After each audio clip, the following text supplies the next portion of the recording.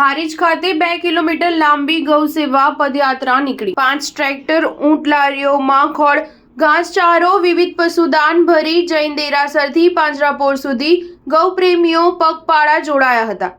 હારીજ ખાતે જૈન દેરાસરથી ભવ્ય વાજતે ગાજતે ગૌ સેવા પદયાત્રા નીકળી હતી, જેમાં વિવિધ હિન્દુ સંગઠનો, જૈન સાધુ મહારાજ સાહેબ અને ગૌપ્રેમીઓ 2 કિલોમીટર પગપાળા પાંજરાપોળ જઈ ગાયોને ઘાસચારો, દાણ તેમજ ગોળ, રોટલા, અનાજ ખવડાવી પશુઓ પ્રત્યેનો પ્રેમ અદા કર્યો હતો। હારીજ ખાતે ગૌ સેવા પગપાળા યાત્રા થકી ગૌ માતાને રાષ્ટ્રીય પ્રાણી જાહેર કરે, ગૌ માતા પશુઓ પ્રત્યે પ્રેમમાં વધારો થાય અને નગરમાં સમરસતા, એકતા સાથે ધાર્મિક કામમાં લોકો જોડાય તે હેતુથી જૈન દેરાસરથી પાંજરાપોળ ગૌ સેવા પગપાળા યાત્રાનું આયોજન કરવામાં આવ્યું હતું। ગૌ સેવા પગપાળા યાત્રામાં 5 ટ્રેક્ટરો અને 5 ઊંટ લારીઓ જોડાઈ હતી અને પાછળ વાજતે ગાજતે પગપાળા નગરજનો જોડાયા હતા।